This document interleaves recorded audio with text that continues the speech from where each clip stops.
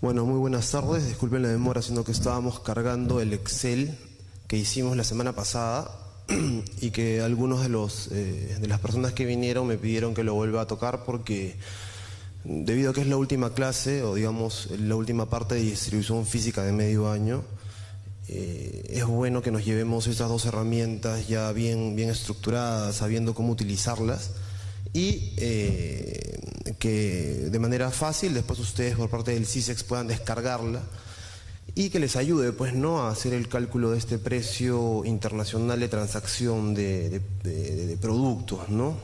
Entonces, con PROMPERÚ hemos desarrollado dos módulos, uno que es el calculador de fletes, que como ya les enseñé se puede entrar vía la página CISEX o entrando a Google nada más. Y por otro lado, esta matriz de costos, ¿no? Que si bien es un poco general porque es bastante difícil especificarla cada tipo de productos que ustedes manejen, lo importante es que esta matriz permite entender cuáles son los procesos que yo debo de tomar en consideración, asignarle costos para ir avanzando dentro de los Incoterms, desde el ex-work hasta el DDP, que es el Incoterm, digamos, más completo para el exportador cuando se quiere integrar en toda la cadena de distribución, ¿no? Entonces, primero vamos a hablar un poco sobre la documentación, que es bastante importante. Conocer los documentos que se utilizan al momento de la exportación, los documentos que son necesarios para que la mercancía no tenga problemas en la aduana de exportación, en este caso nuestro país, y tampoco tenga problemas al momento del arribo al país de destino. Porque muchas veces es bastante, digamos, más sencillo que la exportación salga de nuestro país, a veces con algunos errores o con alguna documentación que no está completa, pero al momento de arribar al país de destino, esta carga puede ser bloqueada o puede ser devuelta si no tenemos la documentación en orden, completa y bien llenada, ¿no? Entonces, para conocer esto, obviamente estuvimos analizando un poco nosotros como operadores logísticos cuál es el impacto que tiene el hecho de hacer una documentación errónea o no tener la documentación completa al momento de una exportación. Y el ejemplo más claro que me viene a la cabeza es la última exportación que hicimos de 7 empresas hacia una feria en Brasil. Y digamos que las empresas se pusieron de acuerdo en hacer el envío, no con los tiempos que nosotros le habíamos entregado, sino, digamos, que corrieron un poco. Lo cual hizo que no tuvieran los certificados a tiempo y no estuvieran bien llenos, sobre todo los certificados, ¿no? Más allá de la factura comercial o del packing list. El impacto que tuvo el hecho de que la documentación no estuviera bien, o en orden, hizo que esta carga al momento de llegar al país, a Brasil, sea confiscada por parte de la aduana. Entonces, no solamente la empresa perdió el valor de la carga, ¿cierto? Que yo puedo haber invertido, no sé, $1.000 o $2.000 en el envío de algunas muestras, sino la empresa pierde mucho más que esto, pierde el hecho de que no esté presente en la feria a la cual estaba yendo a participar, la inversión en el stand, el mismo viaje de las personas que estaban yendo a participar en esta feria y el nombre en el cual habían invertido. Entonces es muy importante conocer bien el procedimiento sobre la documentación. Además que teniendo una documentación correcta yo reduzco tiempos, reduzco costos dentro de la distribución física y reduzco el riesgo o cualquier riesgo que pueda actuar dentro de la cadena de distribución. Tenemos que considerar que el costo de la distribución física internacional, es decir, este costo adicional a mi costo de producción, del que venimos hablando en las últimas sesiones, es bastante importante al momento de definir si una empresa va o no a comprar mi producto, ¿no? Repitamos que el precio de transacción de un bien a nivel internacional es el mismo, de forma teórica, es el mismo precio de transacción local, no es un costo más una utilidad, lo que forma un precio de venta, ¿cierto? Si yo voy a vender localmente cualquier producto, ese producto tiene que estar, o ese precio tiene que estar compuesto por el costo de producción del bien más esta utilidad que yo voy a generar. A nivel internacional pasa lo mismo, ¿no? Solamente que este costo ya no está conformado solamente por mi costo de producción local, sino está conformado además por el costo de la distribución física internacional, que es lo que hemos venido viendo en las últimas sesiones. Entonces es importante saber que este impacto de este costo debemos de nosotros analizarlo vía cotización con diferentes operadores logísticos, ¿no? La distribución física internacional, en resumen, pasa por todos estos agentes, ¿no? Esos agentes que vienen siendo parte de este costo del cual estamos hablando: agencias de aduanas, transportes locales, embaladores, agencias de transporte marítimo o empresas marítimas, empresas de transporte aéreo, aduanas y, en algunos casos, dependiendo del Incoterm que yo esté utilizando, los impuestos que paga esta mercancía en el país de destino.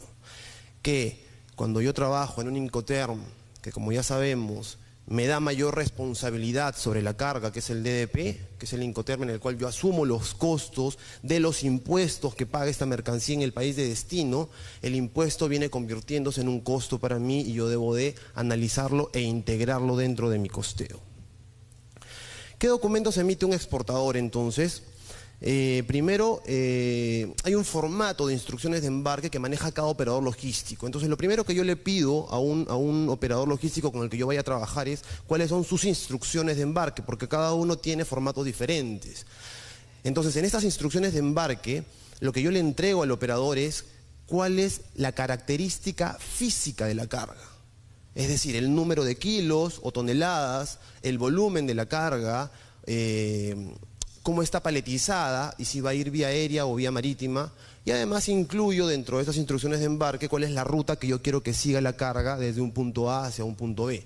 Entonces es muy importante que yo le pida al operador logístico: dame tu formato de instrucciones de embarque, para que en base a ese formato, cuando yo empiece a tener, digamos, un flujo de exportaciones, simplemente llene estas instrucciones de embarque y se las vaya pasando dependiendo de la operación que yo esté realizando. Y esto obviamente no va a distinguir si es un país americano o es un país europeo, es irrelevante, porque las instrucciones de embarque me dan información completa sobre lo que yo estoy haciendo. La factura comercial, y ahora vamos a ver un ejemplo más adelante, la factura comercial, la lista de empaque, son documentos primarios, son documentos que no deben de fallar de ninguna forma. Y a no ser que yo esté trabajando con un país de habla hispana, yo tengo que trabajar la factura comercial tanto en inglés como en español, porque las aduanas a nivel internacional normalmente manejan el idioma inglés. Entonces, esta factura comercial y este packing list debe de detallar lo que yo estoy enviando en ambos idiomas. Ahora, es importante saber que el packing list o la lista de empaque, como bien detalla ítem por ítem lo que yo estoy enviando, siempre la lista de empaque tiene que ser mucho más completa. Entonces yo les pido a los exportadores, ¿no? Les pido a los exportadores que siempre que nos vayan a enviar la documentación y nos envíen una lista de empaque, esta lista de empaque sea tan completa que inclusive llegue a tener el flete, el seguro y el costo por cada uno de los ítems. Y esto se puede lograr porque si yo tengo desde un inicio un orden y un seguimiento a las exportaciones que voy llevando, en un Excel es mucho más simple llevarlo. Entonces luego esta información es la que yo voy a basar en ¿dónde? En la factura comercial, que es el documento final que la aduana me va a pedir, tanto de exportación como de importación, ¿no? Acordémonos que la aduana peruana nos pide el valor FOB de exportación para poder hacer nuestra declaración, pero si yo estoy exportando en un CIF, por ejemplo, donde yo además estoy a cargo del flete internacional y del seguro, la aduana peruana tomará el valor FOB. Por lo tanto, entonces, ¿qué tengo que considerar? Que mi factura comercial, si bien está siendo emitida en un valor costo, seguro y flete, es decir, finalmente la factura comercial dice CIF $20.000 o 20.000 euros, yo debo de detallar también de dónde viene este CIF. Es decir, antes del CIF debo de detallar cuál es el valor FOB y cuál es el flete y cuál es el seguro. Porque si no, ¿cómo entonces la aduana va a poder definir cuál es el valor FOB de exportación que yo estoy colocando? Entonces es muy importante saber que indistintamente el Incoterm que yo esté utilizando, debo de asignar un valor FOB a esta factura. La guía de remisión nos sirve obviamente para el transporte terrestre, ¿no? Para el tema de fiscalización aduanal desde la planta de producción o la planta de donde yo recoja la carga hacia el punto de entrega, almacén de la línea aérea o de la línea marítima. Y esta guía de remisión también indica cuáles son los productos que yo estoy llevando.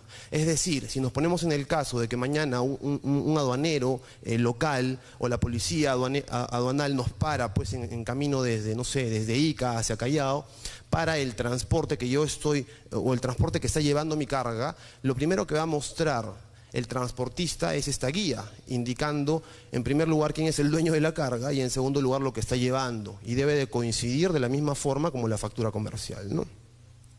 Y la declaración jurada es opcional dependiendo de los productos que esté llevando, ¿no? Por nuestra parte, como operadores logísticos, el principal documento que emitimos es el documento de embarque, ¿no?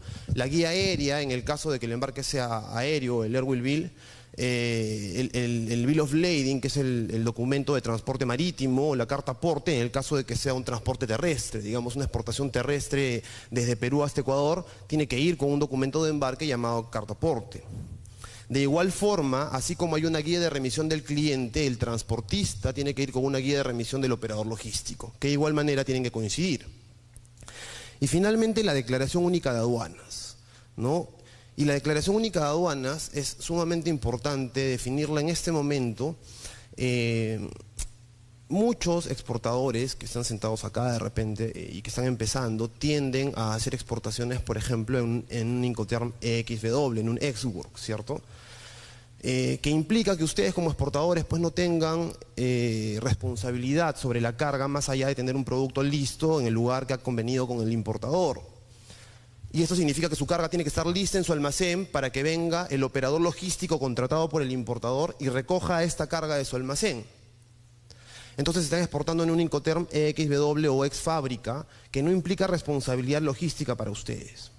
Pero si estuviera pasando esto y ustedes en contraparte encuentran que las declaraciones únicas de aduanas para nuestro país y casi la mayoría de países te requieren un valor FOB, entonces ¿cómo es que yo le defino a mi agente de aduanas el valor FOB si estoy exportando en ex-work? Para esto veremos en un rato nuevamente el Excel, donde yo sé qué costos debo de adicionar a este valor ex-work para llegar al FOB y poder tener una declaración, ¿no?, jurada de los costos de origen, que no importa si los está pagando el importador, no importa. Finalmente tenemos que declararlos. Al Estado no le interesa quién los está pagando, lo que le interesa es el valor FOB de esta carga. ¿Ok? Por ejemplo, este es un formato de instrucciones de embarque, no es necesario que tomen nota porque después esto va a estar colgado en el CISEX, donde pueden ver claramente, por ejemplo, algo muy importante, cuál es el número de booking bajo el cual se va a embarcar esta carga. Entonces, imaginemos, ahora que ya estamos casi, veo varias caras conocidas de varias sesiones, imaginemos que la exportación que yo estoy realizando, pues, es una exportación en FOB. Por lo tanto, la exportación por parte de ustedes tiene una responsabilidad única y exclusivamente hasta que ustedes colocan este contenedor encima del buque, ¿cierto? Entonces, no hay responsabilidad por parte de ustedes sobre el transporte de carga internacional. ¿Quién va a pagar el flete internacional? El importador, ¿cierto? Pero no es cuestión nada más de que yo estoy en un Incoterm FOB y bueno, ya el importador verá cómo mueve esa carga del puerto. Para yo ingresar esta carga a un terminal de exportación, tengo que tener un número de booking, que es un número de reserva. Que si yo estoy exportando bajo un Incoterm FOB, el número de booking me lo va a dar el importador, ¿cierto? Vale decir, si estoy exportando a Canadá y yo no me encargo del transporte internacional Callao-Toronto, el que me va a dar el número de booking, es decir, el número de reserva de espacio en esta línea naviera, será mi importador en Canadá, ¿cierto? Y él me tendrá que enviar este número, que como verán la importancia que tiene, está como primer dato dentro de nuestras instrucciones de embarque. Entonces, si ustedes como exportadores me envían esta matriz, ¿no?, de instrucciones de embarque con este primer número, con ese número de booking, con el nombre de la nave, que como podrán ver ahí, por ejemplo, es la Báramo, el puerto de embarque no es Callao, en este caso es Paita, ¿no? El puerto de descarga es San Petersburgo, en Rusia. Entonces ya sabemos cuál es el itinerario que tenemos que utilizar, ¿cierto? Entonces, ¿qué es lo que hacemos? Llamamos a esa línea para esa nave y confirmamos esa reserva. Y le decimos que vamos a ingresar, obviamente, el contenedor que nos asignen. Entonces nos asignarán un contenedor con un número específico para la carga que ustedes van a enviar. Si ustedes no estuvieran exportando en FOB y estuvieran exportando en un Incoterm CIF, que implica que ustedes sí van a estar a cargo del flete, que ustedes deciden con qué línea naviera trabajar, entonces ¿cuál sería la diferencia? ¿Quién sería el que tendría que darme este número de booking? Serían ustedes como exportadores, ¿cierto? Ahora, normalmente eso lo puede hacer el operador logístico, es decir, ustedes nos preguntan, ¿no? Renato, ¿sabes qué? Tengo 4 contenedores, necesito que salgan a más tardar el 25 de junio, dame la nave más próxima. ¿no? Y si hay confianza con el cliente, sabemos que le vamos a dar obviamente la mejor alternativa y el flete pues más competitivo posible en servicio directo, por ejemplo, ¿no? Entonces, básicamente estaríamos asignando este primer recuadro nosotros como operadores logísticos para ustedes como exportadores. ¿Estamos de acuerdo? Pero las instrucciones de embarque las envían ustedes, que es el primer documento para nosotros que nos exime de responsabilidades, ¿no? Porque acá tiene que ver mucho el comercio exterior sobre responsabilidades a la carga, ¿sí? Cualquier error implica costo, cualquier error puede implicar que tenga que entrar un seguro de por medio. Entonces es muy importante definir las responsabilidades de cada uno de los operadores que están incluidos dentro de la cadena de distribución física internacional. En este caso, por ejemplo, es un exportador chileno que tiene una empresa aquí, entonces nos va a dar los datos completos del exportador, Frutera del Inca, ¿no? Ellos exportan uva del norte. Entonces nos va a dar los datos completos de ellos. Pues ¿no? Nos da toda su información, RUC, número de teléfono, contacto, con quién tenemos que hacer pues las coordinaciones operativas, etcétera, ¿cierto? También nos tiene que dar los datos del consignatario, ¿cierto? Y aquí viene una pregunta. Los datos del consignatario ¿son los datos de la empresa importadora o son los datos del freight forwarder o del operador logístico en destino? ¿Qué creen ustedes que ustedes nos tendrían que dar? Los datos del cliente final, porque el cliente final es el que tiene la responsabilidad en toda aduana a nivel internacional sobre la carga. No el agente de carga, no el agente de aduana, sino el cliente final. Entonces, si la carga, por ejemplo, llega... Nos ha pasado varias veces que nos han reservado algunas naves con algunos números de contenedores y, por ejemplo, no sé, llegó el contenedor al Congo, ¿no? A Puerto Nuevo, en el Congo, y nunca el importador pues reclamó la carga, o viceversa, nos ha pasado acá hace poco, ¿no? Han llegado unas maquinarias de España y el cliente pues no tenía impuestos para pagar, es decir, no tenía la liquidez y dejó la carga en abandono legal. Entonces, ¿quién es el responsable ante la aduana para esa carga? Porque acuérdense que desde que la carga llega comienza a tener costos, ¿cierto? Almacenaje, sobreestadías, uso de contenedor, etc. Va a tener que ser el cliente final. Nosotros tenemos que eximirnos de responsabilidades, somos transportistas. Entonces, por eso es importante la data, tanto del exportador real como del importador real, a quien se hace el desglose de la carga. Que hace algún tiempo hablamos, creo, de lo que era un desglose, ¿no? Pasar la información ante la aduana de operador logístico hacia cliente final, ¿cierto? Y tiene un costo también. Y finalmente, pues la descripción del producto, que tiene que ir en compensación ¿con qué? ¿Con qué tiene que ser igual esta información del recuadro número 5? Con la factura comercial y con el unpacking list, ¿cierto? Es decir, el valor de la carga, el número de pallets, el número de cajas. Se dan cuenta que aquí estamos hablando ya de una unidad de embarque. ¿Recuerdan la diferencia entre una unidad de producción, una unidad comercial y una unidad de embarque, ¿cierto? Las unidades de producción, por ejemplo, es una camiseta, ¿no? Esa es mi unidad de producción, sobre la cual yo hago el cálculo de mis costos fijos, mis costos variables, hago el costeo de la empresa, ¿no? Mi punto de equilibrio, etcétera, todo el costeo financiero. La unidad comercial puede ser una caja con 100 camisetas de repente, ¿no? Es la unidad bajo la cual yo cierro mi contrato de compra-venta con el importador. Te voy a enviar 2050 cajas y cada caja contiene que está especificado ¿en dónde? En el packing list. Pero a nosotros como operadores logísticos nos interesa la unidad de embarque. Es decir, en total, todas esas cajas que van a ir dentro de un contenedor, qué volumen, qué peso y qué valor tiene. Entonces ya estamos hablando de algo físico, no de algo teórico, no algo que realmente se puede poner en una balanza y se puede pesar, o algo que se puede medir en centímetros o en metros. ¿Okay? Entonces toda esta información es importante pasarla al operador logístico para que nosotros tengamos pues, mucha mayor facilidad al momento de la operación.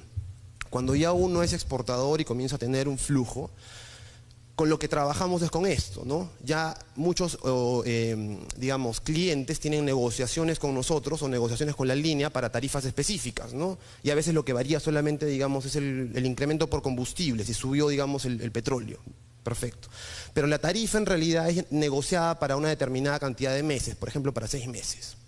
Entonces ya no tiene que estar cotizando el cliente a cada rato cuál es el flete o cuál es la ruta. Ya sabemos con qué línea naviera, ya sabemos qué ruta, ya sabemos qué salidas tiene, cuál es el tiempo de tránsito. Entonces, si ustedes ya saben eso como exportadores, y ya sabemos que tenemos un tiempo negociado de tarifa, ¿qué es lo que hacemos?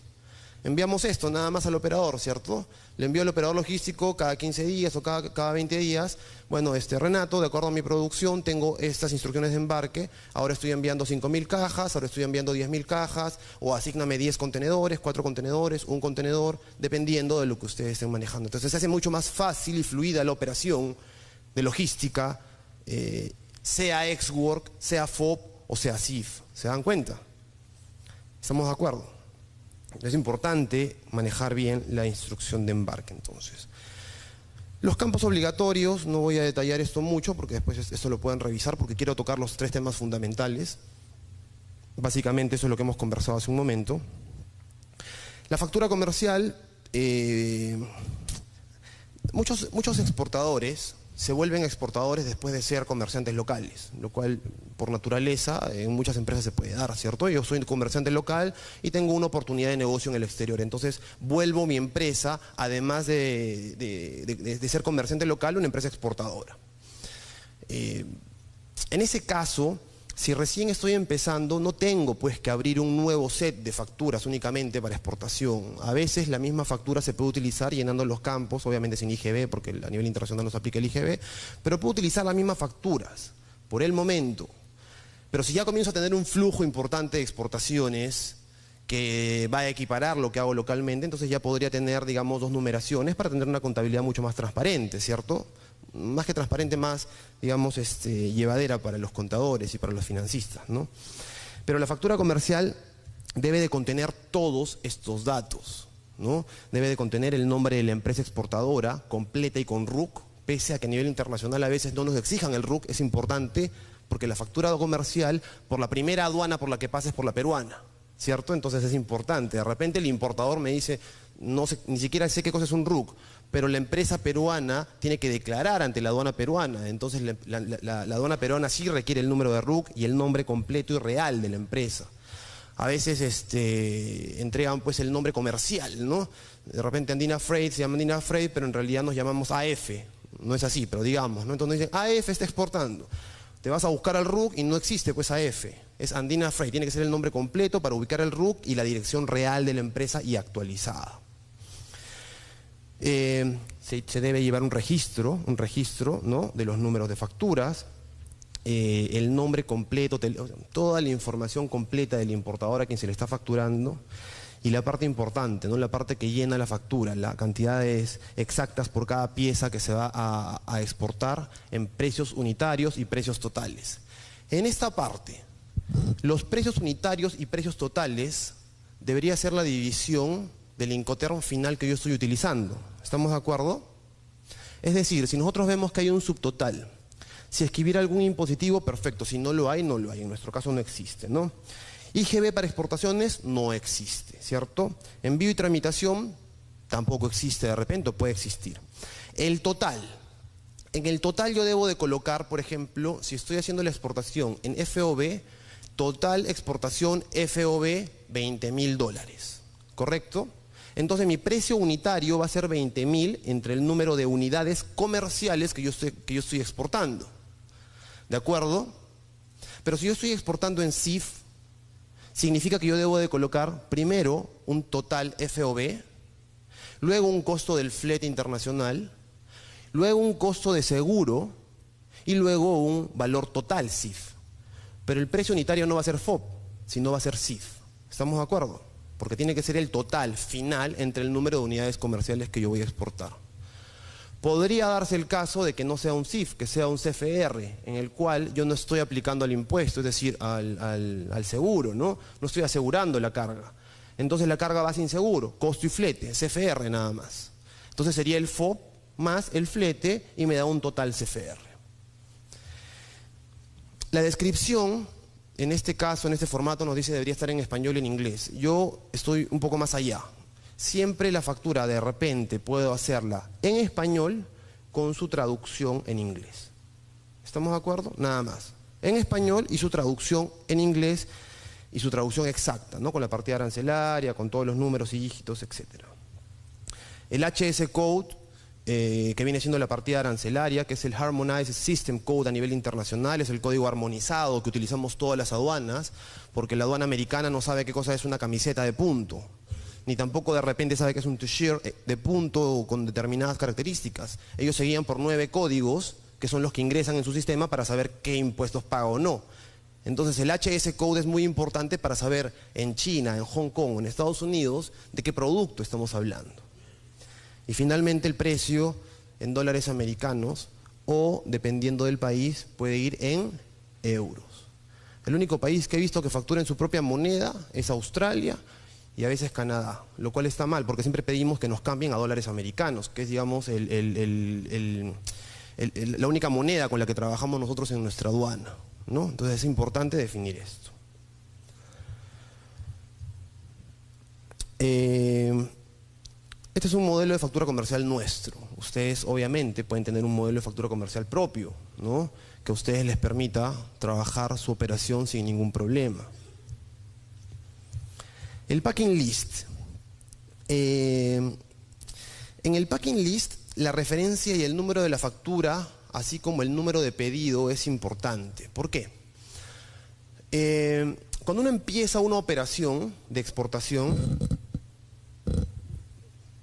porque si ya estamos trabajando una operación de exportación, es porque ya tenemos la carga, ¿no? Se supone que si ya estamos llevando este curso, digamos, de distribución física, es porque ya estamos pues mucho más interesados. Ya no estoy hablando pues de marketing o hacer mi página web de repente o las finanzas. Aquí ya estamos hablando de que ya estamos con una carga en mente que queremos a un determinado país. Entonces, realmente la operatividad entre dos empresas, una importadora y una exportadora, operativamente hablando, empieza con un número de orden, con una orden de compra, ¿no?, con un PO, con un purchase order, que desde mi punto de vista, hay otras personas que piensan diferente, desde mi punto de vista es el primer documento del file de exportación que tiene cualquier empresa que esté exportando.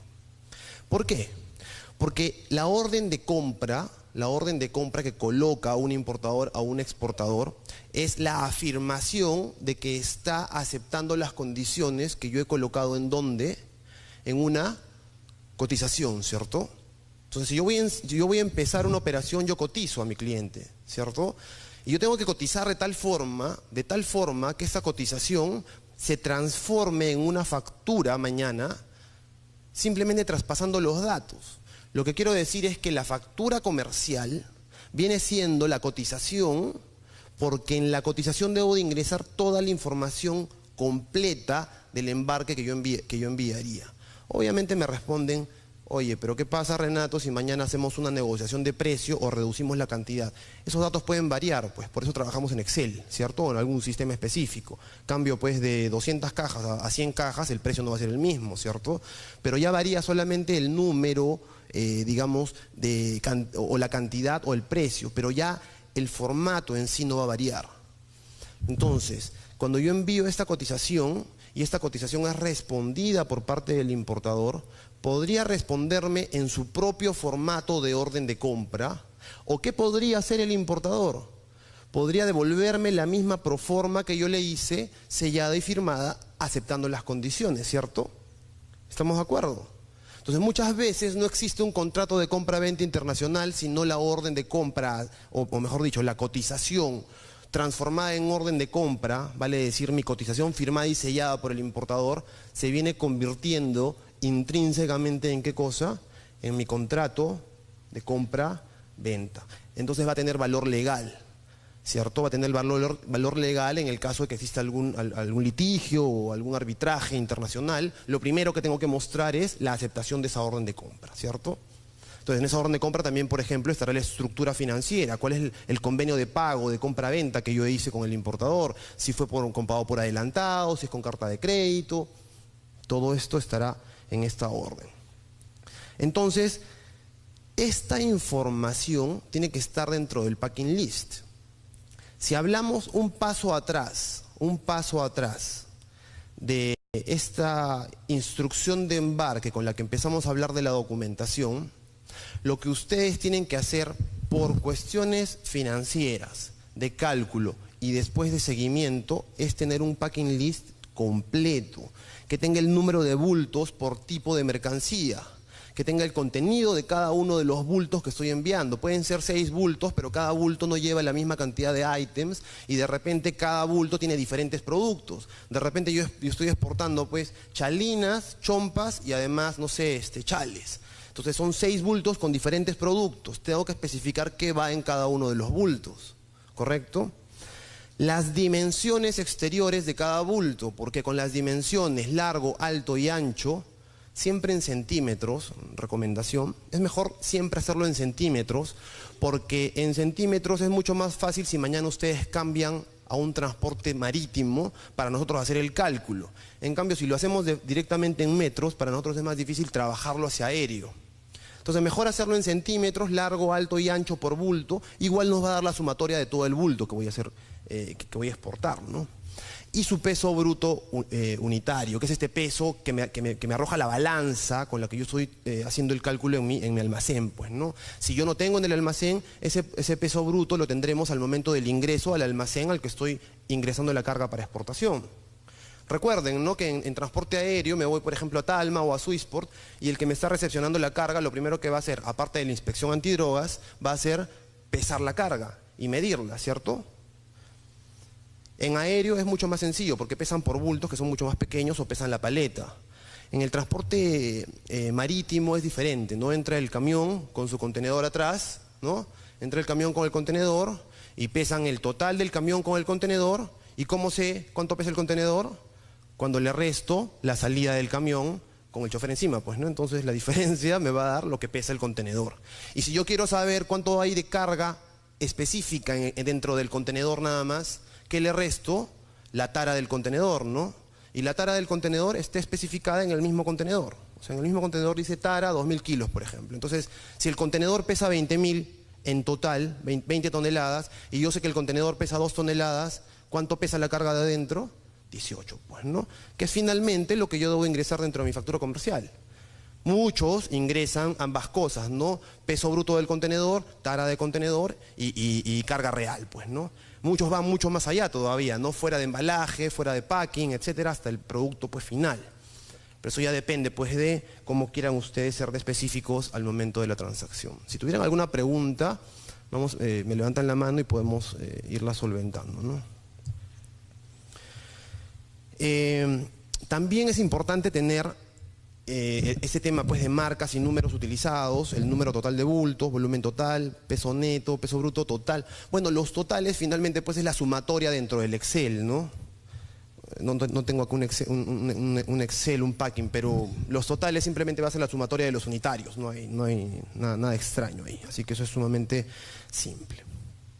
Un formato de guía de remisión que tenemos nosotros es este, pues, ¿no? Donde de igual forma va toda la información sobre el exportador, el número de RUC, por ejemplo, importante aquí es la placa, ¿no? El vehículo, qué es lo que está llevando, el número de guía y también la descripción de lo que estoy enviando dentro de ese transporte terrestre. Muchos nos olvidamos que hasta para hacer una mudanza, ¿no? A veces me cambio de casa, voy a llevar mis cosas de la casa A a la casa B. Me paran en la calle y me pueden confiscar mi televisor o mis cosas porque yo tengo que tener una guía de remisión y a veces hasta un permiso para poder hacer ese movimiento, ¿no?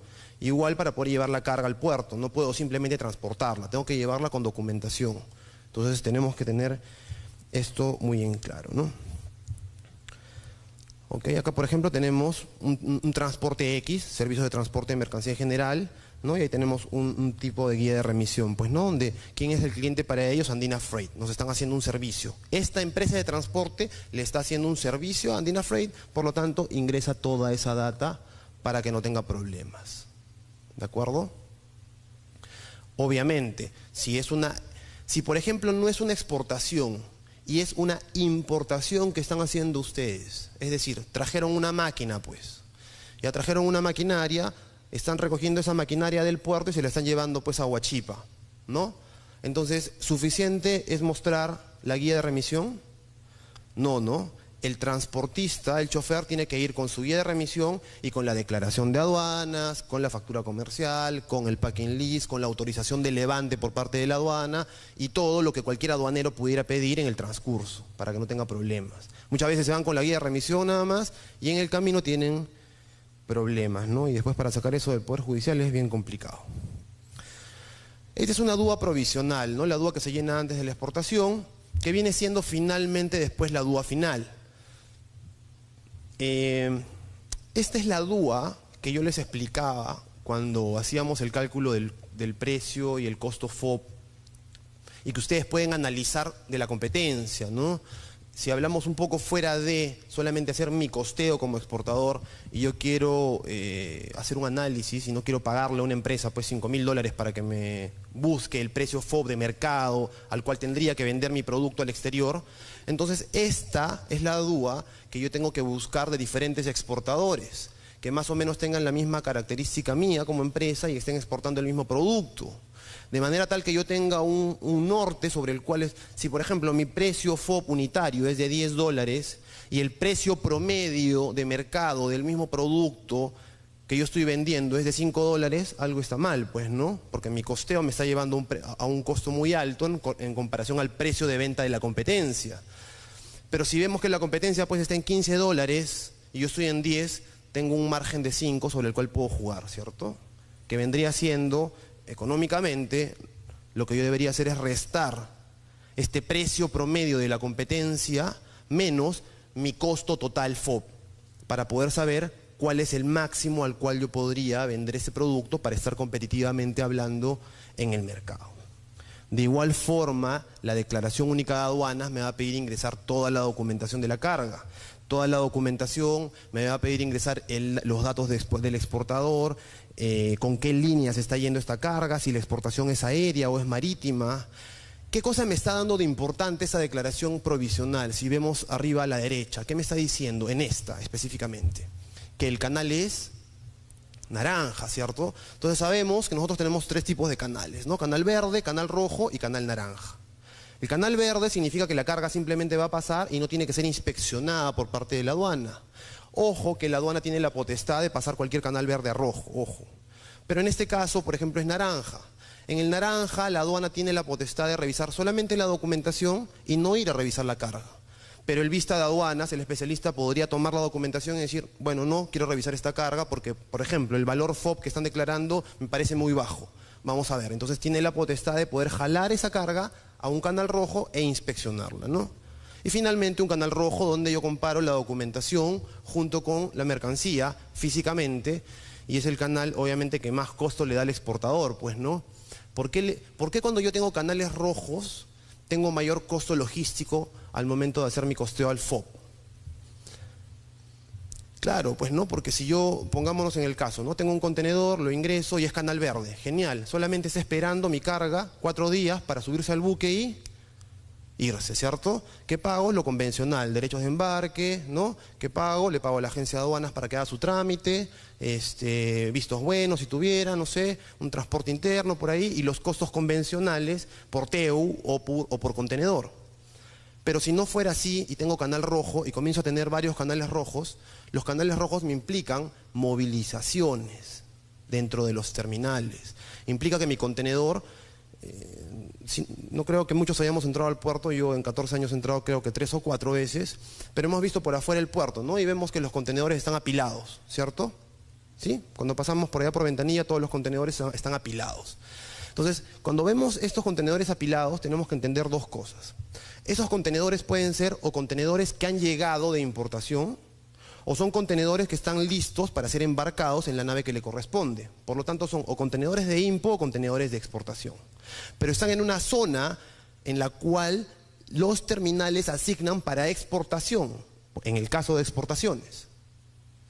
Si el vista de aduanas me pide que ese canal sea rojo o la aduana me indica que ese canal es rojo, entonces van a tener que aperturar ese contenedor y van a tener que verificar que lo que esté dentro de ese contenedor converse con lo que está en mi facturación, ¿cierto? O en mi documentación. Entonces el vista de aduanas no va a ir y va a abrir el contenedor que está pues en el 8º piso, ¿cierto? ¿Qué va a pedirle al almacén o al terminal? Moviliza este contenedor para inspeccionarlo el día de mañana. Entonces el terminal lo va a movilizar a zona de aforo, ¿cierto? A zona de inspección. Esa movilización implica que movamos una grúa, ¿no? Que se mueva personal para apertura, que se muevan patos para sacar la carga y cualquier otra cosa que pida la aduana. Esa movilización ya me está incrementando el costo. Entonces, ¿por qué es importante que yo haga bien las cosas desde el inicio? Porque a largo plazo, ¿no? O al mediano plazo, siempre el exportador tiende a pasar de canales rojos a canales verdes. No es que después no tenga rojos, pero es mucho más común que los exportadores comiencen a tener menos inspecciones conforme van siendo más confiables para la aduana. ¿De acuerdo? Entonces es importante porque ese costo normalmente eleva bastante el precio. Muy buena aclaración. En el caso de los contenedores refrigerados, lo que sucede son dos cosas, ¿no? Puede ser que el visto de aduanas inspeccione dentro del terminal de exportación también. Obviamente el contenedor refrigerado tiene que estar enchufado y eso es un costo adicional porque me cobran electricidad por hora o por día, pues, ¿no? Pero a veces también se permite, cuando el trámite se hace con la anticipación debida, se le puede pedir a la agencia de aduanas que coordine con la aduana para que el especialista de aduanas, esta persona encargada de verificar mi carga, vaya al lugar donde están procesando. Es decir, por ejemplo, si estoy exportando paltas, hay un lugar donde están midiéndolas y están colocándole en cajas, pues, ¿no? Y luego están bajándolas de temperatura para ingresarlas al contenedor que también ya está en la temperatura controlada. Obviamente, para no abrirlo en el puerto y romper la cadena de frío se llama, porque si yo estoy exportando algo a menos de 18 grados centígrados y luego eso pasa a 9 grados y vuelve a bajar a 18, ¿qué pasa? Se rompe la cadena de frío. ¿Pero qué cosa es romper la cadena de frío? Si yo estoy exportando productos perecibles, lo que yo quiero es que mi producto, tal cual yo lo saqué del árbol, esté el mayor tiempo posible con esas características, ¿no? O conforme va madurando, madure lento, pero madure bien. Es decir, que mañana el suizo abra ese mango, pues, ¿no? Y lo coma, pues, como lo comería, pues, en Piura, ¿cierto? Eso es lo que quieres con la cadena de frío. Pero cuando tú rompes la cadena, es decir, varías la temperatura bajo la cual tiene que ir esta carga, el proceso de envejecimiento del producto se acelera.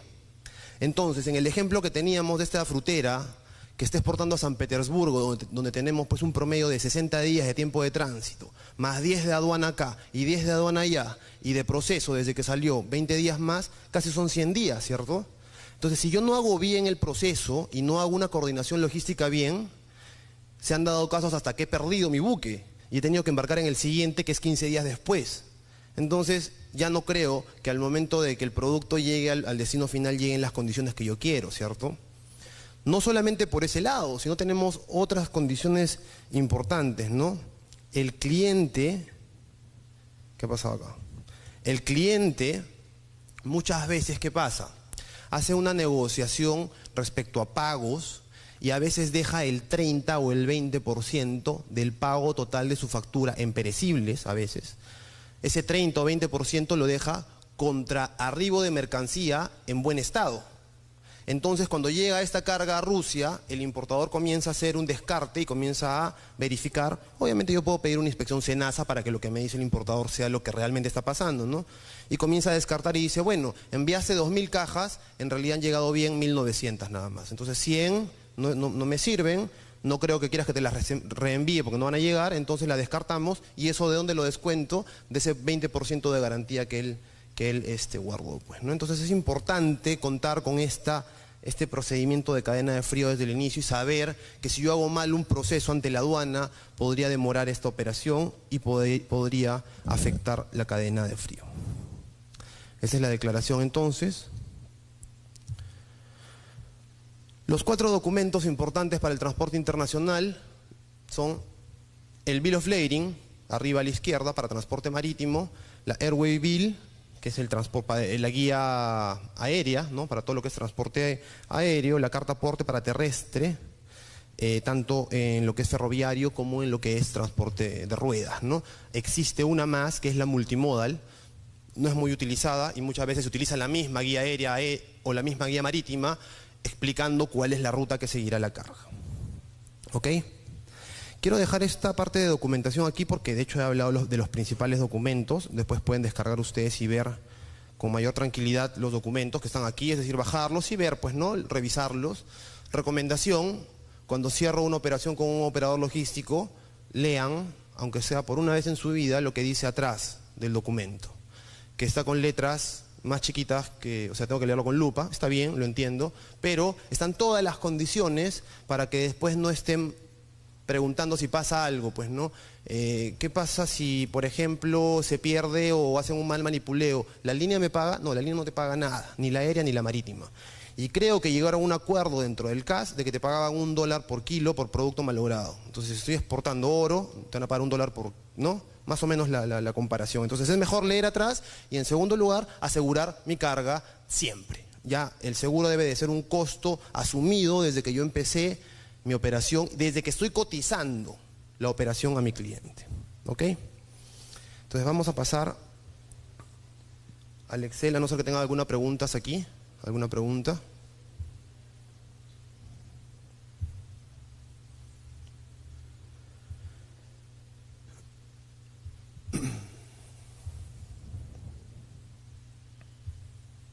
Ok, esto lo habíamos visto la semana pasada, me pidieron varias personas que lo volvamos a explicar para que esto, digamos, les pueda servir al momento del cálculo del costo final. Entonces, lo primero que yo debo de saber es, yo debo de costear la operación siempre, no en función a mis precios. Es decir, yo no voy a calcular directamente cuál es mi precio FOB, mi precio CIF, no es lo que yo quiero hacer. Lo que yo debo de saber y calcular es cuál es mi costo FOB, mi costo CIF, mi costo ex-work, y después de que tengo el costeo, tengo con quién compararme para poder definir cuál es mi precio recién y asignar mi utilidad. No es que yo empiezo trabajando en precios. ¿Estamos de acuerdo? Entonces, por eso que esta hoja está en función a costos. Para explicarle de forma bastante rápida, dado que ya lo vimos la semana pasada, en este ejemplo lo que tenemos son textiles de exportación, ¿cierto? La descripción, polos de algodón. Primer dato importante es que estamos hablando de una unidad de producción. ¿Y cuál es la unidad de producción cuando yo exporto polos? Un polo, ¿cierto? Si exporto uvas, por ejemplo, ¿cuál es mi unidad de producción? Kilos, ¿cierto? Si exporto maca, podría ser pues quintales, toneladas, kilos, dependiendo, ¿cierto? Si exporto espárragos, ¿cada espárrago? No, dependiendo, pueden ser hasta nudos, depende cómo se defina la unidad. Pero lo importante, más allá de eso, es definir esta unidad.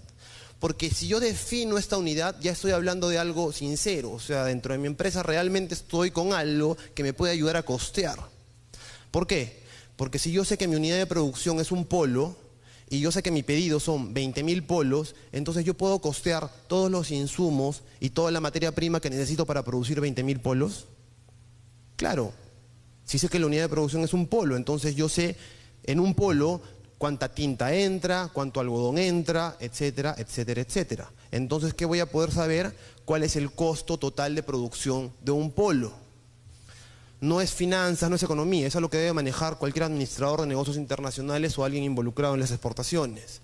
Entonces, si yo sé cuál es el costo de producción de una tonelada, cuál es el costo de producción de un polo, si mañana me piden 100, 200, 500 o 20 o 20.000, claro, no va a ser lo mismo porque obviamente por economía de escala, a mayor volumen, el costo medio baja, ¿sí? Pero más allá de eso, si yo sé cuál es el costo de producción de un bien, voy a poder saber cuál es el costo de producción de 100 bienes o de 500.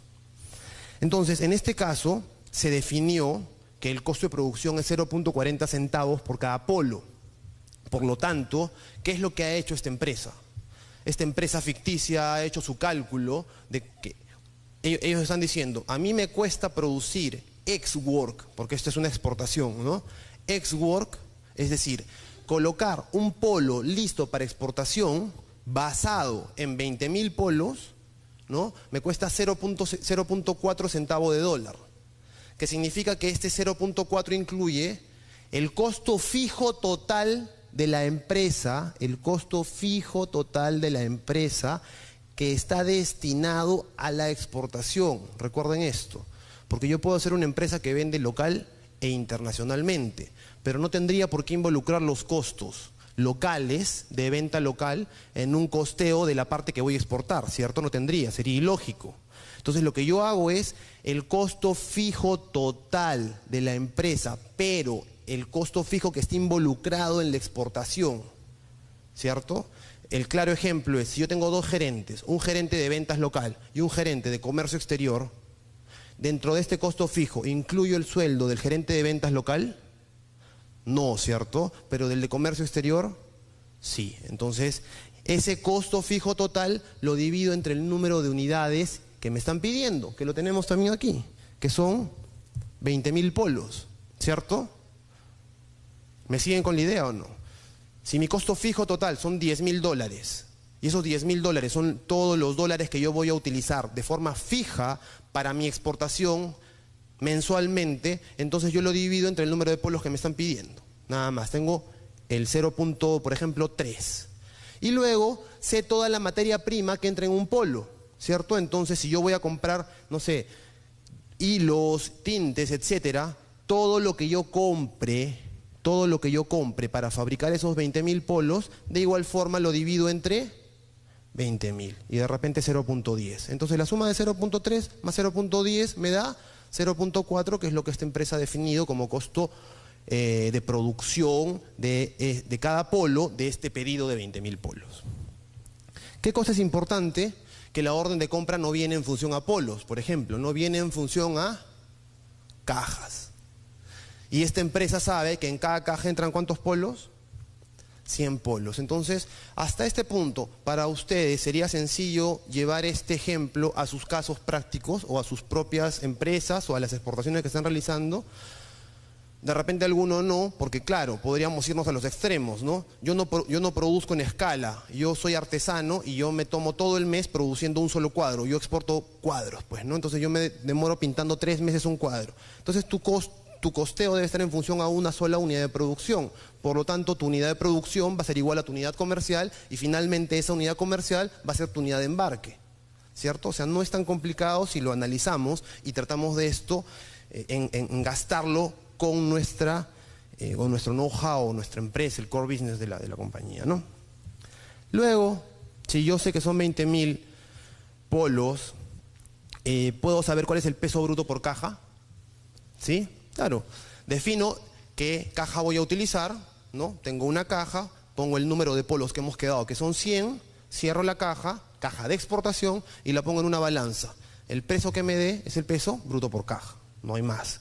Y luego puedo tener las dimensiones en centímetros por caja, ¿cierto? Tomo un centímetro y las mido, nada más. ¿Esta información para qué me va a servir? ¿Para qué documento de exportación? Para el packing list, ¿cierto? Con esta primera información,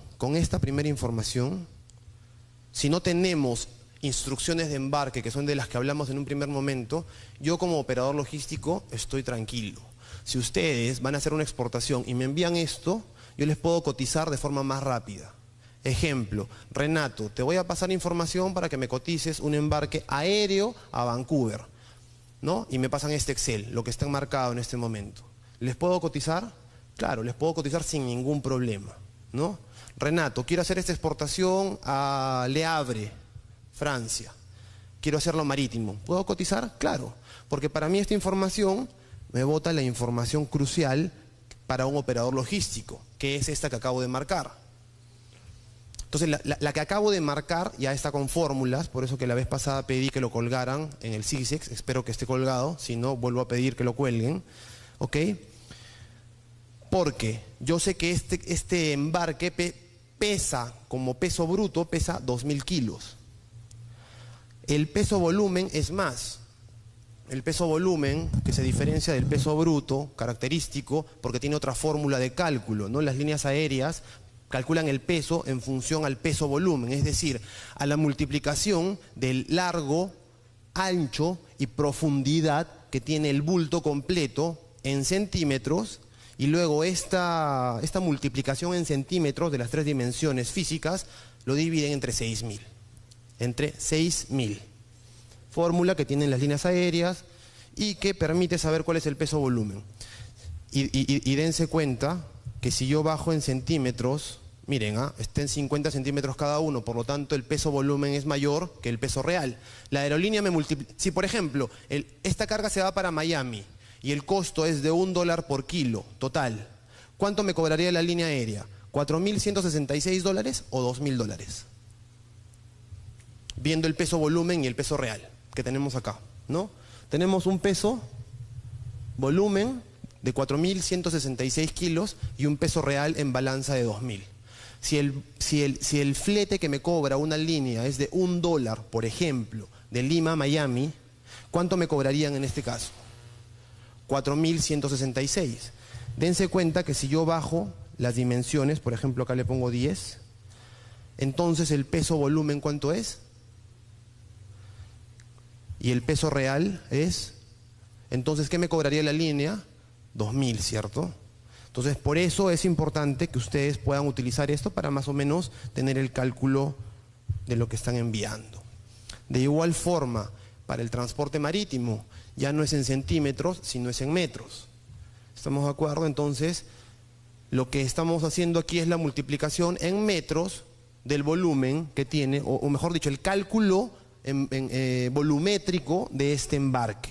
En este caso son 25 metros cúbicos. A estas alturas, más o menos, ya sabemos cuánto entra en el contenedor más pequeño de una línea naviera, ¿cierto? Para empezar, ¿cuál es el contenedor más pequeño de una línea? El contenedor de 20 pies, ¿cierto? Y el contenedor de 20 pies tiene una capacidad de carga de ¿hasta cuánto? De hasta 33 metros cúbicos, ¿cierto? Si yo tengo 25 metros cúbicos en carga, ¿estaría pensando en un contenedor para mí exclusivo? Yo creo que sí, ¿cierto? Porque ya estoy pasando casi el 70% o el 80% de la capacidad. Porque también tengamos en cuenta que cuando yo consolido carga, es decir, cuando yo mezclo carga de 2, de repente aquí diría, tengo 25 metros cúbicos y voy a conseguir 5 metros cúbicos de alguien más, voy a hacer un consolidado. De repente eso podría perjudicar toda la operación en costos tangenciales. Entonces mejor cuando tengo si tengo 25, 27, 30 metros cúbicos, utilizo un contenedor exclusivo para mí solo. Le pido a la línea, asígname un contenedor exclusivo. Por eso que aquí pongo número de embarques 1 y número de contenedores 1. ¿Hasta aquí tienen alguna pregunta? ¿Se podría utilizar esto dentro de las empresas? Sí se podría, ¿cierto?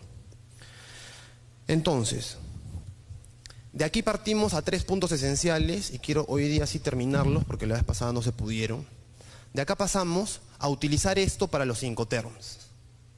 Ya hablando de la parte final del conocimiento, ya conozco los Incoterms, les dije, es mejor que manejemos 4 Incoterms bien que 13 mal, ¿no? Entonces es mejor saber cuál es el ex-work, saber cuál es el FOB, saber cuál es el CIF, saber cuál es el DEP.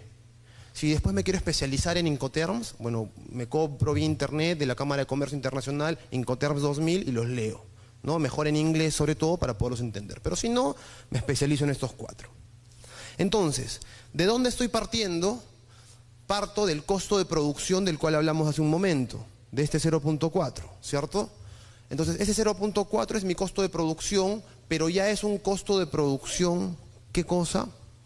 En mi planta, lista la carga para poder ser exportada. Entonces, imaginariamente mi carga está en mi almacén y vamos a empezar la operación logística internacional. ¿Qué es lo primero que le falta a esta carga para que esté lista para exportación? Ya terminé de producir los 20.000 polos. Ya están en sus bolsas, ya están en sus cajas, ya los tengo apilados, listos para exportación. ¿Qué cosa falta para que se vuelva una factura? Bueno, ¿qué cosa falta para poder hablar de un Incoterm ex fábrica? Faltaría todo el acondicionamiento para exportación, ¿cierto?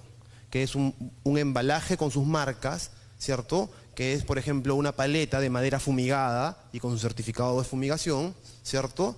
Sus unchos y todo el acondicionamiento de esta carga para poder exportarse.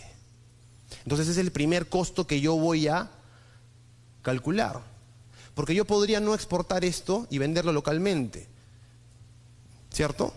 Podría los 20.000 polos venderlos localmente, entonces no voy a exportar, no tendría por qué hacerle todo el acondicionamiento para exportación. Ok, entonces el costo en el almacén, yo estoy calculándolo, en este caso, estos números son ficticios, ¿no? Estos números me pedían por internet de que yo les ponga datos reales. No puedo poner datos reales porque la idea es que ustedes hagan su propio costeo respecto a cada uno de sus productos. Si no, digamos, se podría sesgar lo que ustedes están trabajando. Estos son datos ficticios, pero sí es real que yo tengo que hacer este cálculo. 15 centavos de dólar, es lo que me costaría, por ejemplo, por kilo, en este caso es por unidad de producción, el embalaje y todo este acondicionamiento para que la carga quede en export. Entonces vean lo que voy a hacer en el Excel, ojo, voy a ir a la segunda hoja, acá abajo, a la segunda hoja, donde yo tengo una hoja preparada, que también se la voy a dejar, donde yo tengo una hoja preparada que me va a llevar del costo ex-work hasta el costo FOB. ¿Está bien? Me va a llevar desde el costo ex-work hasta el primer Incoterm o al segundo Incoterm que les pedí que aprendieran, que es el FOB.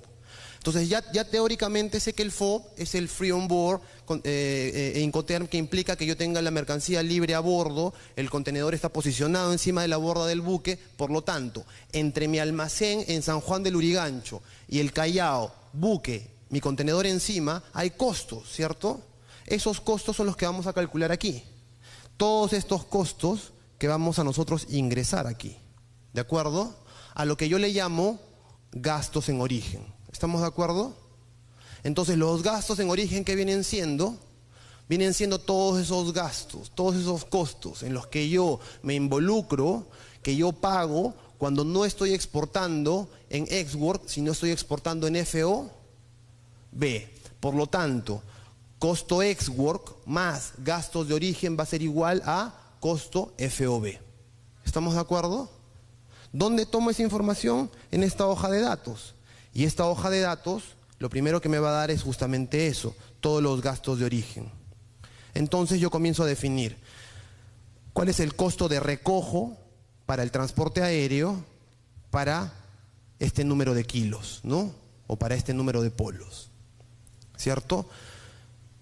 ¿Cuál es el costo de recojo para un contenedor de 20 pies? Ok, calculo. Son datos ficticios, ojo, ¿no? $150. ¿El agente de aduanas cuánto me cobra? ¿No? En promedio, el agente de aduanas me cobra el 0.5% del valor FOB de exportación o una tarifa mínima. En este caso le vamos a aplicar la tarifa mínima. ¿Cuánto es la tarifa mínima? $150. Entonces lo pongo, pues, ¿no? 150. Este cuadro Excel lo armo yo en mi oficina, en mi computadora.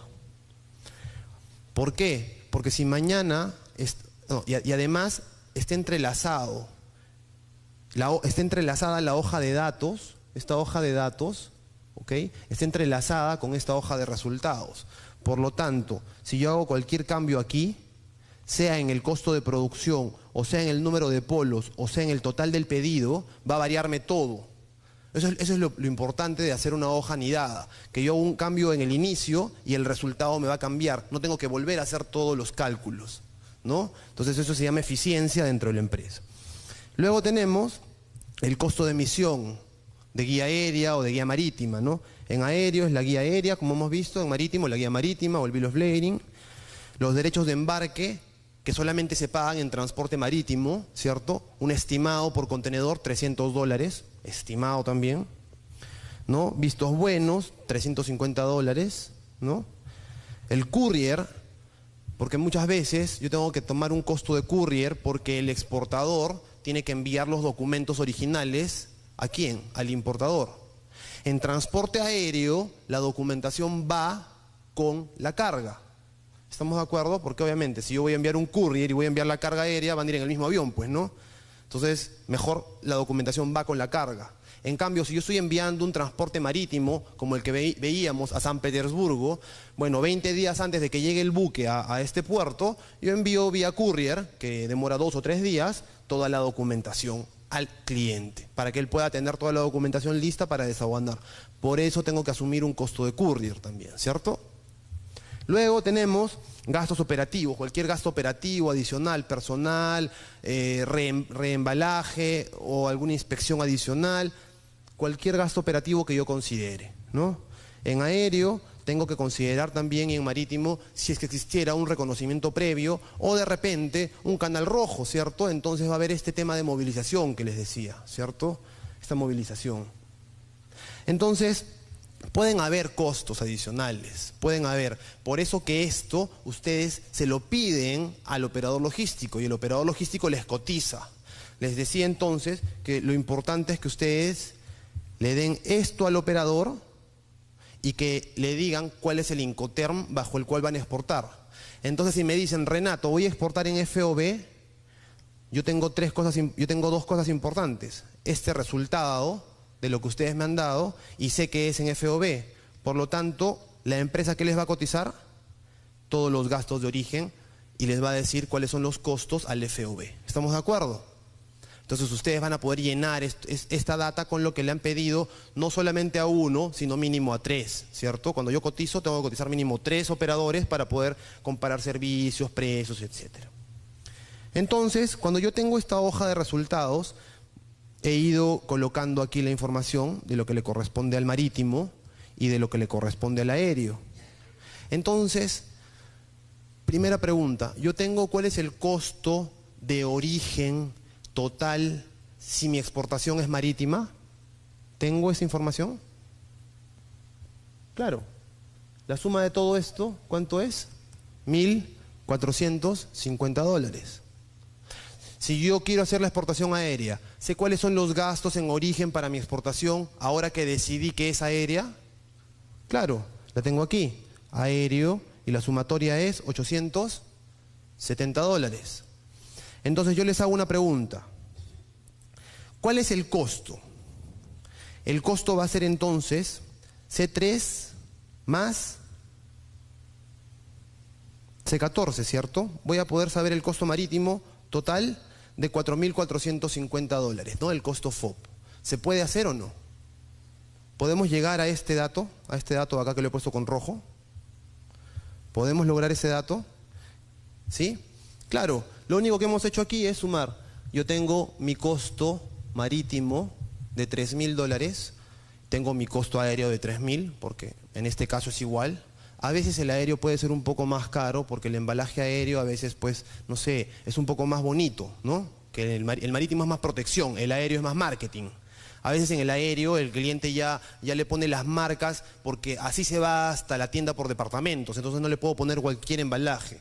En marítimo a veces es más protección, tengo que ponerle madera más fuerte, pues, ¿no? Ensuncharla de una forma en la cual que mañana, pues, acaba de pasar hace 2 días. ¿Han visto cómo un buque de la línea MOL se ha quebrado? En Singapur, creo. Se ha quebrado por la mitad, ¿no?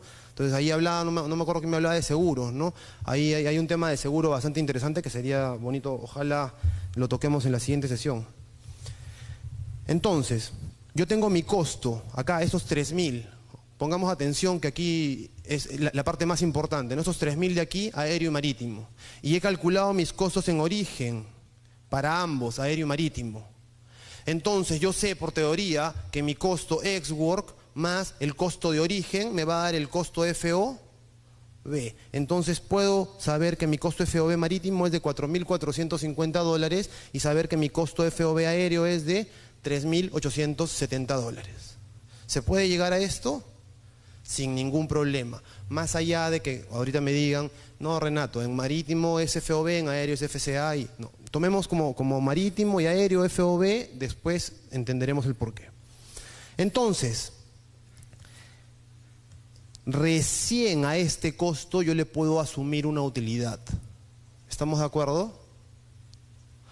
Pero esta utilidad que yo en este caso estoy multiplicándolo por 1.2, es decir, le estoy subiendo 20% de utilidad, ¿cierto?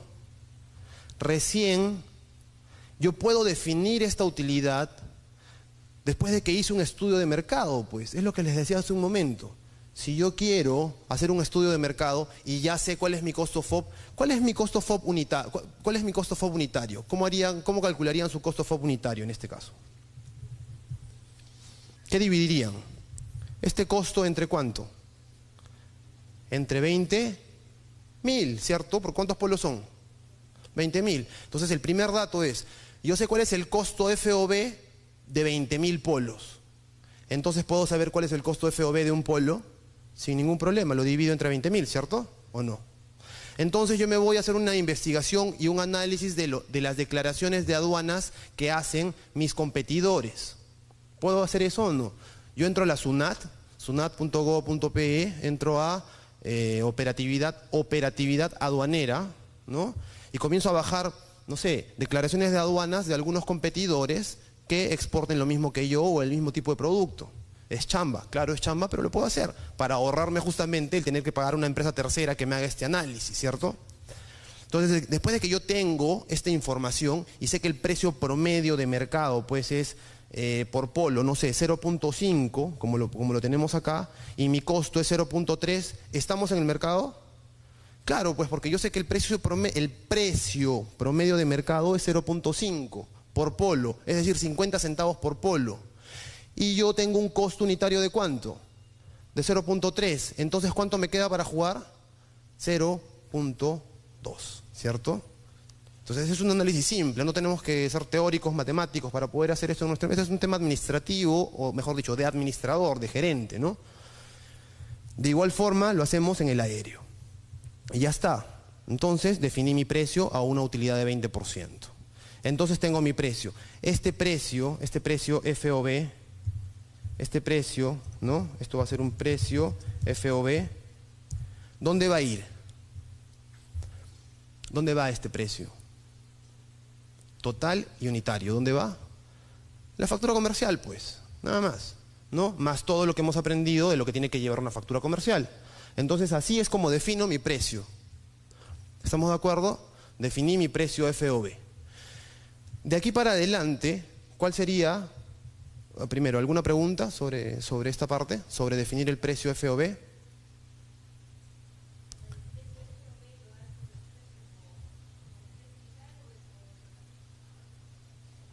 Primero con el total y después lo divido entre el número de polos que estoy exportando para saber el unitario. Ahora, sabemos el FOB, genial, hemos llegado al precio FOB, ahora ya tenemos el precio B, pero no me importa el precio FOB si yo voy a hacer una exportación en CIF. No me importa el precio. Regresamos al costo FOB, ¿de acuerdo? Recordemos que cuando yo hago mi cálculo, siempre lo hago en función a costos, justamente por esta razón, por la cual si yo hago mi cálculo en precios desde el inicio, no tengo con qué compararme. Si hago mi cálculo en costos, sí tengo con qué compararme, que es el precio de la competencia. Entonces, si yo hago mi cálculo del precio FOB, genial, ya llegué al precio FOB. Pero si voy a dar un paso adelante y yo me voy a encargar del flete internacional, yo voy a pagar el flete internacional y voy a pagar el seguro internacional, entonces, ¿en qué Incoterm voy a vender? En CIF, ¿cierto? Entonces, ¿cómo paso del FOB al CIF? El FOB más el flete internacional más el seguro, ¿cierto? Entonces regreso a mi primera hoja. Salgo de del primer recuadro al cual yo le llamo gastos en origen y ahora entro al transporte internacional, ¿cierto? ¿Ustedes pueden tener esa cotización por parte del operador logístico? ¿Pueden o no? Renato, cotízame esta exportación a Miami, aéreo y marítimo. ¿Les puedo enviar las tarifas o no? Claro, les puedo pasar las tarifas sin problema. Entonces, les paso esta información. No es nada inventado, es algo que se puede pedir al mercado, ¿cierto? Claro, así como está se detalla. Siempre y cuando ustedes nos pidan con esto.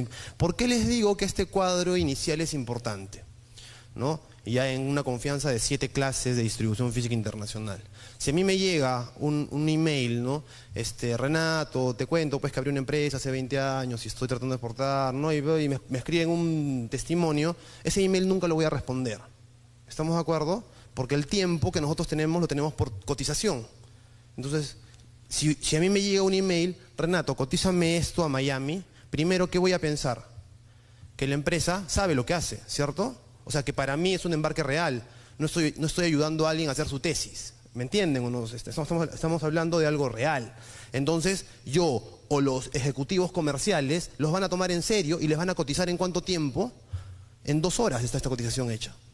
¿De acuerdo? Yo puedo pedir cotízame FOB, cotízame CIF, con esa información y va a ser sumamente rápida la respuesta del operador. No hablo de Renato nada más, hablo en general de lo que pasa en el mercado. Entonces, esta información a ustedes les va a llegar de inmediato.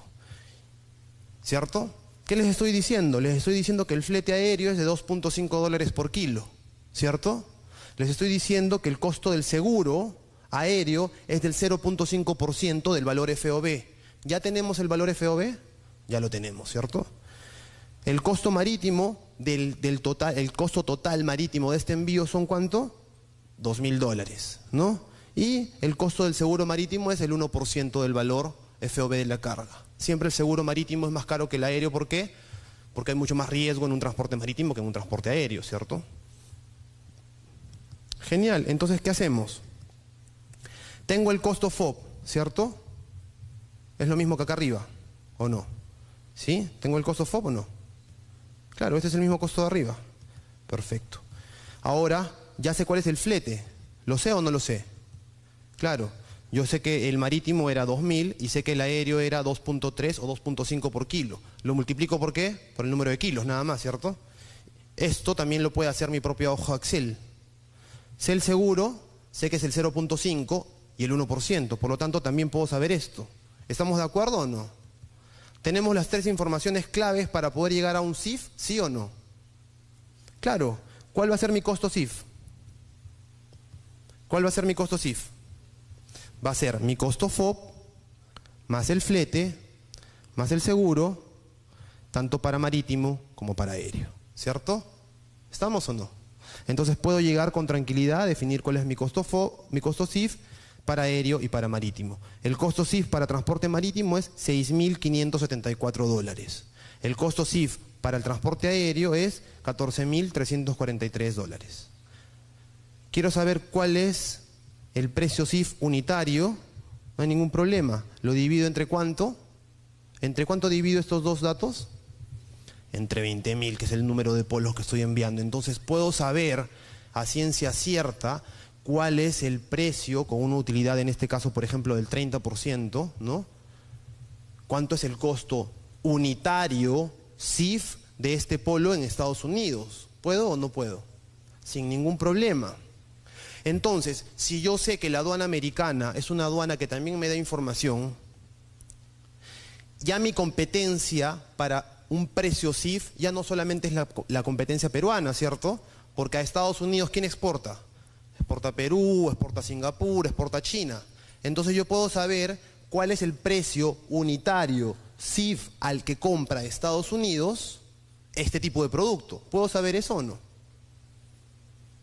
¿Puedo o no? Claro, yo puedo saber, no por la aduana, por diferentes fuentes, por la embajada de Estados Unidos, por consulados. Puedo saber cuál es el precio que paga CIF, el importador mayorista, en el país al cual está exportando, unitario, por el producto que yo estoy exportando. En este caso, yo puedo saber cuánto es el precio CIF que pagan los importadores en Estados Unidos por polos de algodón.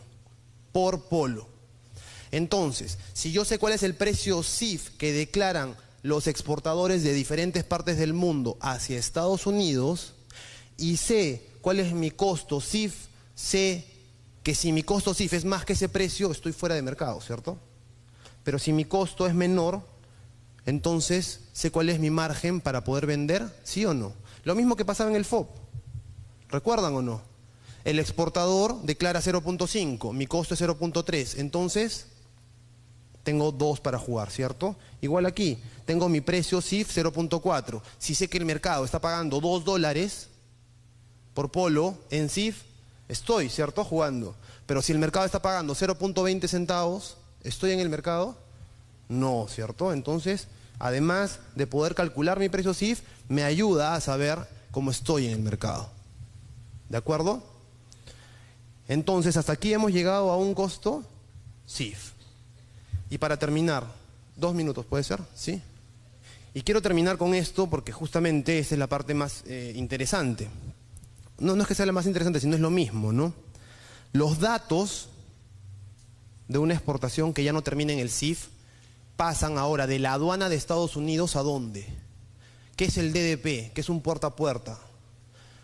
Es el precio puesto en el almacén final donde compra el consumidor final, ¿cierto? ¿Estamos o no? Entonces, desde la aduana de Estados Unidos hasta que el consumidor final se pone el polo, ¿no? Entre comillas, hay costo, ¿cierto? Porque el consumidor final americano no va a ir a la aduana a comprarlo, ¿cierto? Va a comprarle a un mayorista, después de que el mayorista pagó impuestos, después de que el mayorista hizo transporte, después de que pagó almacenaje, entonces el costo se va a incrementar. Esos costos también los puedo cotizar con mi operador logístico. También. Entonces, ¿nosotros qué les decimos?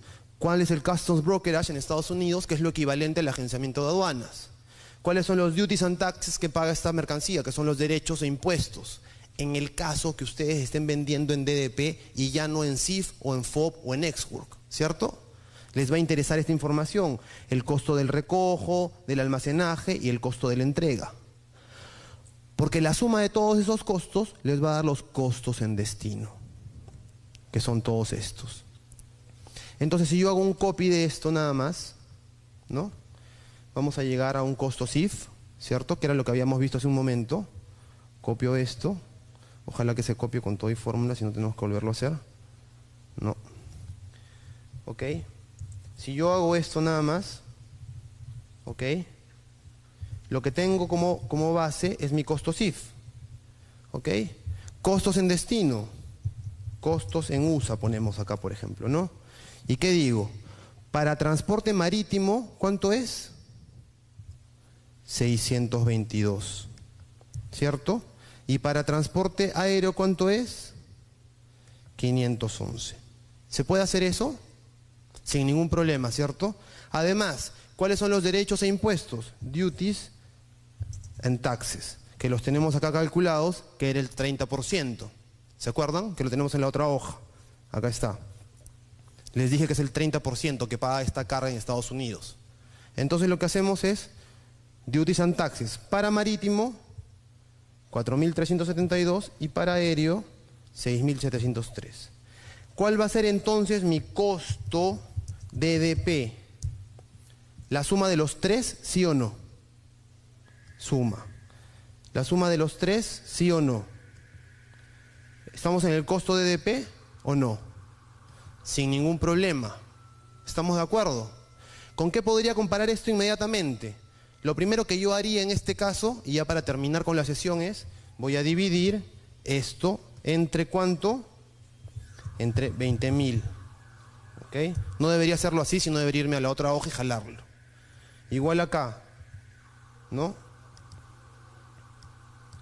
Igual aquí, tomamos esto y lo dividimos entre 20.000. Perfecto. ¿No? Lo ponemos en 2 decimales para que no tengamos problemas, o en 1 si quieren, y sabemos que para el transporte marítimo, el costo DDP unitario, es 0.6 y el costo aéreo es de $1.1. La pregunta clave aquí es, ¿cuánto paga un americano por uno de estos polos? Imaginemos, $5, ¿no? Imaginémonos que paga 5. Precio final, ¿no? Ponemos $5. Sea marítimo o aéreo, porque al americano no le interesa si es marítimo o aéreo, ¿cierto? ¿Cuál es el margen de utilidad que tenemos? Es la resta de estos dos, nada más. ¿Cierto o no? Entonces, ahí estamos. Por esto es que cuando yo me involucro en la operación internacional, se dan cuenta que comienzo a tener mayor margen de utilidad. En este caso, ¿cuánto estoy ganando? En el marítimo nada más. $4.4 por polo. Que significa que si tenemos 20.000 polos, es $88.000, ¿no? ¿Estamos o no? Entonces, para resumir un poco esto, primero, si yo me involucro en la distribución física internacional, gano más plata, porque yo estoy manejando la logística. Segundo, involucrémonos en los principales Incoterms. Nadie quiere especialistas en Incoterms, sino manejemos los principales, los que se utilizan siempre. ¿Sí? Ya de ahí nos especializamos en uno, el FCA, el DA, ya, ok. Después, primero estos 4, manejemos esta hoja al 100% y tratemos de poner esta hoja en nuestra empresa para poder hacer el cálculo dependiendo de lo que nos pida el importador. Eso es todo y espero verlo de acá a algunos meses. Muchas gracias.